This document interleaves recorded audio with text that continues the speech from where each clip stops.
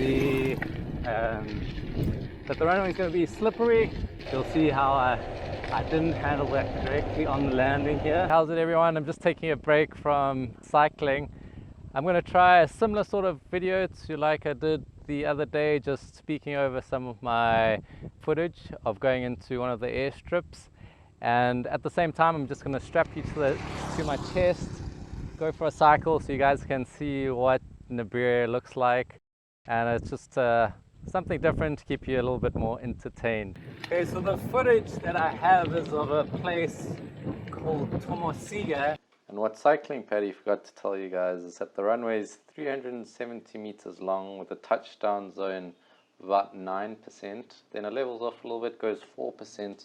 Then increases again to 10%, and you'll see the mistake I make on landing later. And I've actually been in there last week, but they seem to be having problems with their HF radio, and that's the main way that we get weather reports from an airstrip. So I'd picked up the radio last week, brought it back to Nibiru, checked it to see if there was anything wrong with it. Apparently there was nothing wrong with it, and it must be the solar panels or the battery or the antennas or aerials at the airstrip. So this footage is of me going back to Tomosiga, but because there's no HF radio, that means I could not get a weather report, which makes things a little bit harder. So I'm just going to show you the situation I'm dealing with over here. So I've decided to go off to the north here a little bit, because you can see the weather this side is not looking the greatest, but we could go down this valley as well, but that also doesn't look too great. So this side looks a little bit better, and I can jump in to the runway from the north. So the weather up ahead there, we're pretty much heading where those mountains in the distance are, and it's starting to look a bit more promising. And the weather report from the other airstrip that's 10 miles to the south is good weather, so if we have any problems there, we'll just pop over the mountain and go land there and wait it out. Okay, so we're about 8 miles out from the runway. There seems to be quite a bit of low cloud around.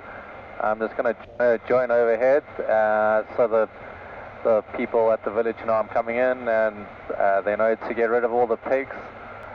We'll hopefully see the runway soon. There's a bit of cloud obstructing the final approach area, but we'll see. Maybe it'll be open, maybe it won't. Yeah, but the route to the south to go to the other airstrip is open, so that's pretty lucky. If we have any problems here and can't get in, then I'll just pop over and wait it out at one of the runways nearby.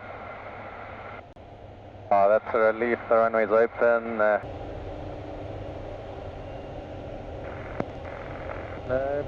Charlie Sarah landing. Charlie Sarah landing. Charlie Sarah.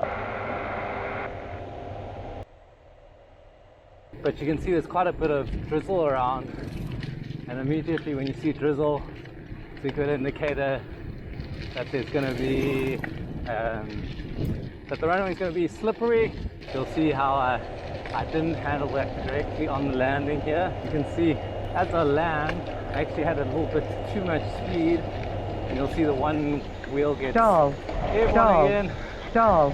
And Stall. then Stall. yeah, it comes back Stall. down. So it's Stall. not an ideal landing. You can see over there they've got the wood to build defences for the pigs that keep coming in. I'm going to get lined up with the runway again. Charlie Sarah on the ground. Charlie Sarah on the ground. Charlie Sarah.